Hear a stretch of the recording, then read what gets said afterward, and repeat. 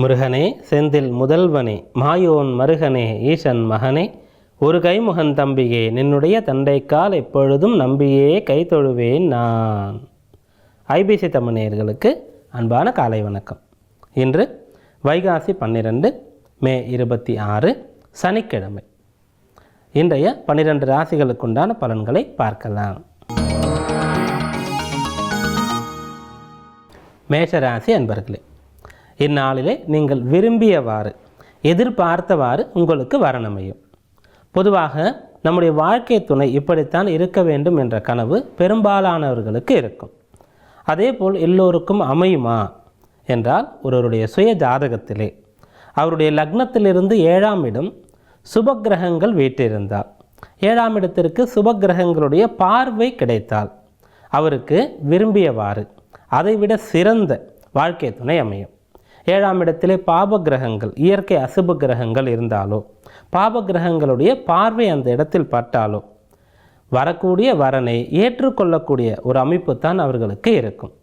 அனுசரித்து போக வேண்டியது, விட்டு கொடுத்து போக வேண்டியது, சகிப்புத்தன்மையை வளர்த்து கொள்ள வேண்டியது.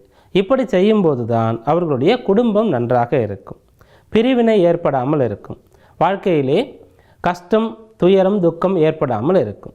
அப்படியாக நமக்கு அமைவது, நமக்கு கிடைப்பது எல்லாமே நிர்ணயிக்கப்பட்ட ஒன்று. இந்நாளிலே உங்களுக்கு அமையப்போகின்ற விஷயங்கள் நீங்கள் எதிர்பார்த்ததை விட நல்லதாக அமையும். இன்று நீங்கள் வழிபட வேண்டிய தெய்வம் நரசிம்ம சுவாமி. ரிஷபராசி அன்பர்களே, நோய் நொடியினால் அவதிப்பட்டவர்கள் தகுந்த உபாயத்தை இன்றைக்கு தெரிந்து கொள்வீர்கள். உடல் உபாதைகள் என்பது உலகத்திலே பிறந்த எல்லோருக்குமே ஏற்படும். அது எந்த அளவுக்கு இருக்கின்றது, தாங்க முடியக்கூடியதா தாங்க முடியாததா, மருந்து மாத்திரையில் சரியாகுமா, அறுவை சிகிச்சை செய்ய வேண்டுமா, தீர்வே கிடையாதா, இப்படி ஒவ்வொருவருக்கும் உடல் உபாதை அவர்களுடைய சுய ஜாதகத்திலே லக்னத்திலிருந்து 6ஆம் இடம் என்று சொல்லக்கூடிய ருணரோக சத்துருஸ்தானத்தை பொறுத்து அமைகின்றது.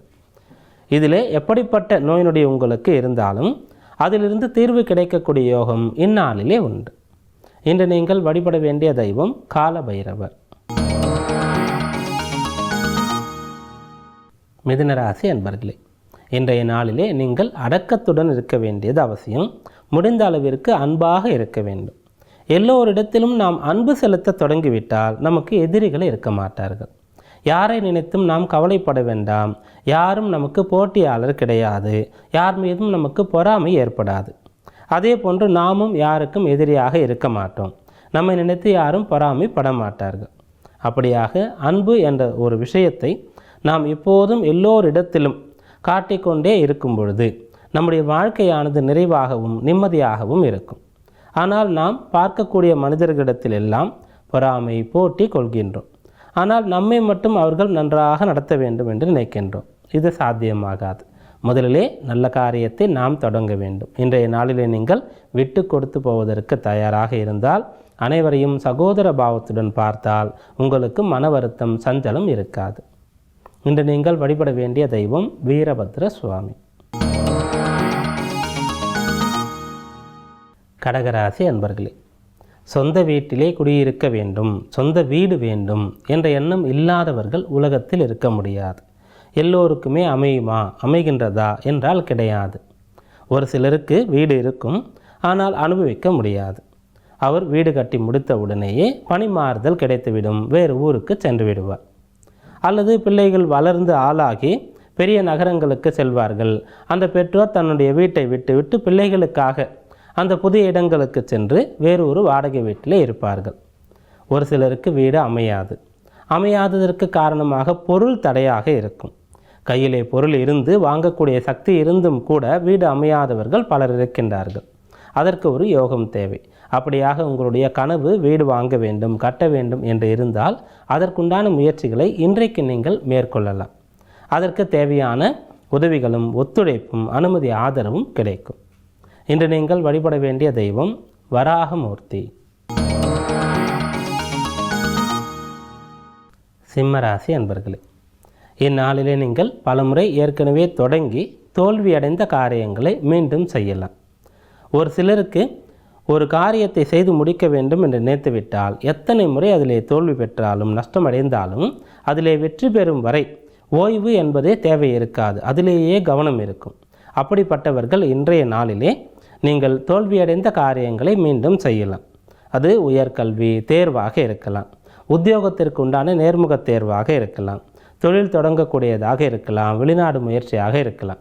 இப்படி எந்த ஒரு விஷயம் உங்களுக்கு பலமுறை முயற்சித்தும் கிடைக்கவில்லையோ, கை நழுவி போனதோ, அதை இப்போது முயற்சிக்கும் போது இதுநாள் வரை நீங்கள் தோல்வி பெற்ற விஷயங்கள் இருந்து கற்றுக்கொண்ட அனுபவம், அந்த பாடம், அது உங்களுக்கு கை கொடுத்து இன்றைக்கு நீங்கள் வெற்றி பெறுவீர்கள். இன்றைய நாளிலே தொடங்கிய காரியம் எதுவாக இருந்தாலும் முழு மூச்சாக முழு மனதுடன் உறுதியாக இருந்து அதை செய்து முடிக்கக்கூடிய யோகம் வல்லமை உங்களுக்கு உண்டு. இன்று நீங்கள் வழிபட வேண்டிய தெய்வம் சிவபெருமான். கன்னிராசி அன்பர்களே, இன்றைக்கு நீங்கள் சம்பாதிக்கக்கூடிய பொருள் நல்வழியில் வருகின்றதா என்பதை பார்க்க வேண்டும். தீய வழியில் வரக்கூடிய பொருளானது நமக்கு நிம்மதியை தராது. ஏற்கனவே நமக்கு இருக்கக்கூடிய நிம்மதி அதையும் கூட சேர்த்து எடுத்துக்கொண்டு போய்விடும். ஒரு சிலர் நேர்மையான வழியில்தான் பொருள் ஈட்டுவார்கள். ஆனால் அவர்கள் பணிபுரியக்கூடிய இடத்திலே அந்த பணிபுரியக்கூடிய ஸ்தாபனத்தின் முதலாளி தீய வழியிலே அந்த நிறுவனத்தை நடத்தக்கூடியவராக இருப்பார். அப்படி தெரிந்தாலும் கூட அந்த இடத்திலிருந்து நாம் வந்துவிட வேண்டியது அவசியம். நான் தவறு செய்யவில்லை என்றாலும் கூட தவறு செய்பவரிடத்திலே பணிபுரிகிறேன், அவருக்கு துணையாக இருக்கின்றேன்.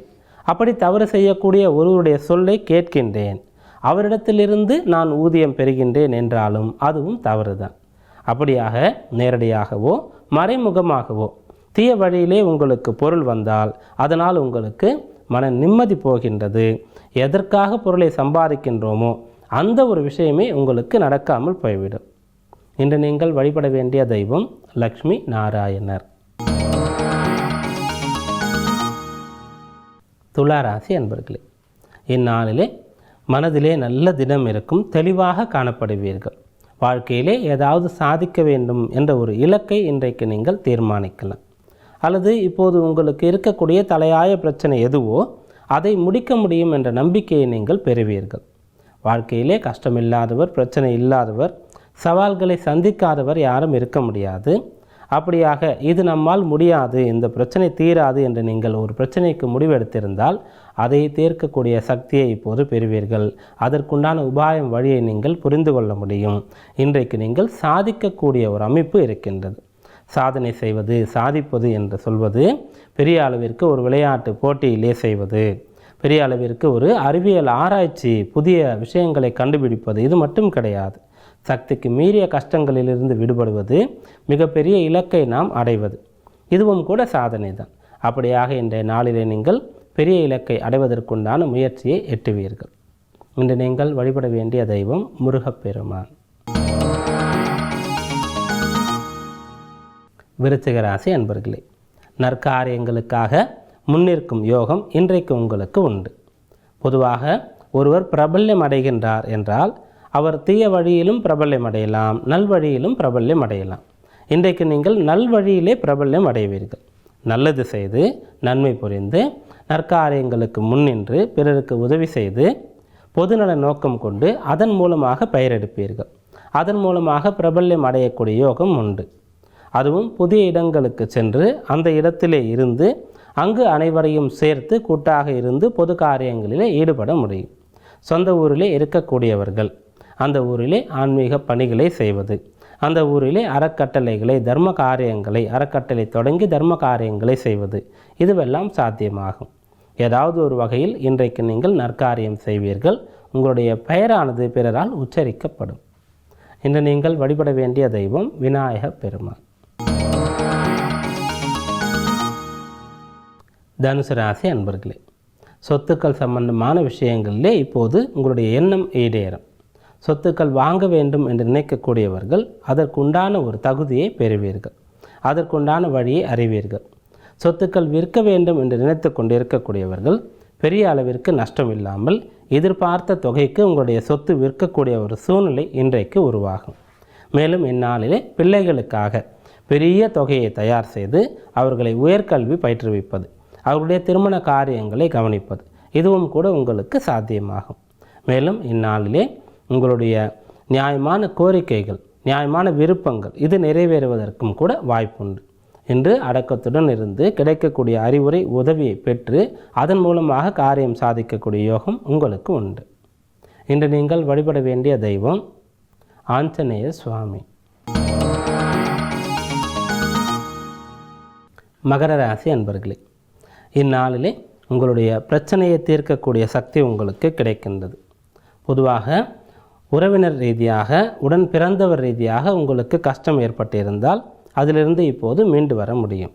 யாரால் நமக்கு பிரச்சனை ஏற்படுகின்றது என்று தெரியாத ஒரு நஷ்டம் ஒரு கஷ்டம் இருந்தால் அதற்கும் கூட இன்றைக்கு நீங்கள் தீர்வை அறிந்து கொள்ள முடியும். பல முறை முயற்சிக்கக்கூடிய காரியங்கள் தடைபடுகின்றது. பாடுபட்டு ஆரம்பித்த தொழிலே நஷ்டம் வருகின்றது. உத்தியோகத்திலே நாம் எவ்வளவுதான் சரியாக நடந்து கொண்டாலும் ஏதோ ஒரு தவறு குறை நம்முடைய பணியிலே வந்துவிடுகின்றது. இப்படிப்பட்ட விஷயத்திற்கு காரணம் என்ன என்று சிந்தித்து அதற்கு உங்களுடைய கவனக்குறைவு அலட்சிய போக்கு காரணம் இருந்தால் அதிலிருந்து மீண்டு வருவீர். அல்லது வேண்டுமென்றே யாரோ ஒருவர் உங்களுடைய முன்னேற்றத்திற்கு தடையாக இருப்பதற்காக இப்படிப்பட்ட விஷயங்களை செய்கின்றார் என்றால் அதையும் கூட நீங்கள் தெரிந்து கொள்ள முடியும். இப்படியாக பிரச்சனைக்கு உண்டான காரணங்களை தெரிந்து கொண்டு அதற்குண்டான தீர்வை நீங்கள் அடைவீர்கள். இன்று நீங்கள் வழிபட வேண்டிய தெய்வம் ஸ்ரீ ராமர். கும்பராசி அன்பர்களே, இந்நாளிலே நீங்கள் செய்யக்கூடிய காரியங்களிலே கவனக்குறைவு அலட்சியம் வராத அளவிற்கு கவனமாக இருக்க வேண்டியது அவசியம். உடன் பிறந்தவர்களோடு ஒருமித்த கருத்து இருக்க வேண்டும். உங்களோட வயதில் சிறியவர்கள் அவசரப்பட்டு பேசினாலும் கூட நீங்கள் பொறுத்து கொண்டு போக தவறக்கூடாது. கடமை உணர்வு அதிகமாக இருக்க வேண்டும். அவ்வப்போது செய்ய வேண்டிய பணிகளை அவ்வப்போது செய்து முடித்து விட வேண்டும். பிறகு செய்து கொள்ளலாம் என்று பார்த்தால் பணிச்சுமை அதிகமாகிவிடும். பிறகு அந்த பணிச்சுமையை சமாளிப்பதற்காக வேக வேகமாக பணிகளை செய்யும்போது தவறுகள் ஏற்பட்டுவிடும். எந்த ஒரு கடமையையும் பிறகு செய்யலாம் என்று தள்ளி போடவே கூடாது. இந்த விஷயங்களை கவனத்தில் கொள்ளும்போது இது உங்களுக்கு பலன் தரக்கூடிய நாளாக இருக்கும். இன்று நீங்கள் வழிபட வேண்டிய தெய்வம் ஸ்ரீ கிருஷ்ணர்.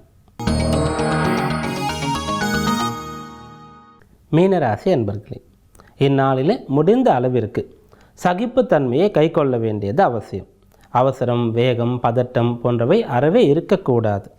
இவை இருக்கக்கூடாது என்று சொல்லும்போது இவை ஏற்படக்கூடிய வாய்ப்பு இருக்கின்றது என்பது பொருளாகின்றது. ஏனென்றால் ஒருவருக்கு மனநிலை, மனத்தெளிவு இதுதான் எல்லாவற்றிற்கும் காரணமாக இருக்கின்றது. எவர் ஒருவர் சஞ்சலமான மனதுடன் இருக்கின்றாரோ, பதட்டத்துடன் காணப்படுகின்றாரோ அவருக்கு காரியங்களிலே ஈடுபாடு இருக்காது. தவறு செய்துவிட, குறை வைத்துவிட வாய்ப்புண்டு. அதனால் இந்நாளிலே தியானம் செய்து நிதானமாக பொறுமையாக காரியங்களை செய்யும்போது மனதிலே மனக்கட்டுப்பாட்டை முழுமையாக கை கொள்ளும் பொழுது தேவையற்ற எண்ண ஓட்டங்களை தவிர்க்கும் போது தவறு நேராது, பிரச்சனை ஏற்படாது, பின்னடைவை சந்திக்க வேண்டிய அவசியம் இருக்காது. இன்று நீங்கள் வழிபட வேண்டிய தெய்வம் யோக நரசிம்மர். இந்நாள் அனைவருக்கும் நிம்மதி தரக்கூடிய நிறைவான நாளாக அமையட்டும். மீண்டும் நாளை சந்திப்போம். நன்றி, வணக்கம்.